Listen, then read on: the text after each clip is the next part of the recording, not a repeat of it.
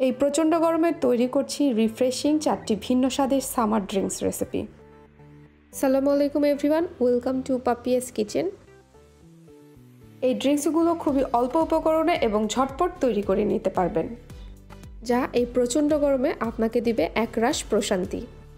একই ভিডিওতে 4টি সামার ড্রিঙ্কস শেয়ার করছি, তাই ভিডিওটা পুরোপুরি দেখার অনুরোধ রইল। আশা করছি আপনাদের অনেক ভালো লাগবে।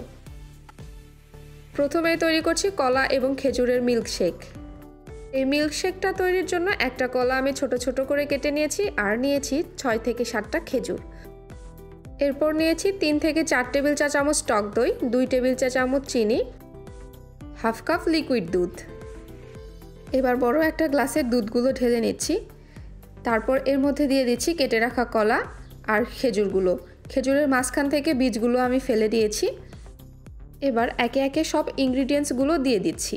চিনি, টক দই, আপনারা চাইলে এখানে চিনিটা অ্যাভয়েড করতে পারেন। এবার এই সব কিছুকে ব্লেন্ডারে একসঙ্গে খুব ভালো করে মিক্স করে নিব। গার্নিশিংয়ের জন্য গ্লাসের চারপাশে আমি একটু চকলেট দিয়ে দিচ্ছি। তাহলে নিশ্চয়ই দেখতে পেলেন এটা বানানো কতটা ইজি। এটা অবশ্যই ঠান্ডা ঠান্ডা পরিবেশন করবেন, তাহলে খেতে বেশি মজা পাবেন। রেসিপি ভালো লাগলে অবশ্যই ভিডিওতে একটি লাইক দিবেন। এবার তৈরি করছি সেকেন্ড রেসিপি, আর সেটা হলো বিটরুটের শরবত। আমরা সবাই জানি বিটরুট আমাদের জন্য কতটা উপকারী। এই গরমে ঠান্ডা ঠান্ডা এক গ্লাস বিটরুটের শরবত খেলে মন প্রাণ কলিজা নিমিষেই ঠান্ডা হয়ে যাবে। এই শরবতটা তৈরির জন্য প্রথমে একটা গ্লাসে নিয়ে নিচ্ছি কিউব করে কেটে রাখা বিটরুট, দিচ্ছি একটার অর্ধেক মালটা, এরপর দিয়ে দিচ্ছি সামান্য কিছুটা পুদিনা পাতা, পরিমাণ মতো বিট লবণ, সবশেষে দিয়ে দিচ্ছি 2 টেবিল চা চামচ মধু। তারপর দিয়ে দিচ্ছি পরিমাণ মতো ঠান্ডা পানি। এরপর সব কিছুকে একসঙ্গে হ্যান্ড ব্লেন্ডারে খুব ভালো করে ব্লেন্ড করে নিচ্ছি। এই তো ঝটপট তৈরি হয়ে গেল ঠান্ডা ঠান্ডা একদম রিফ্রেশিং বিটরুটের শরবত।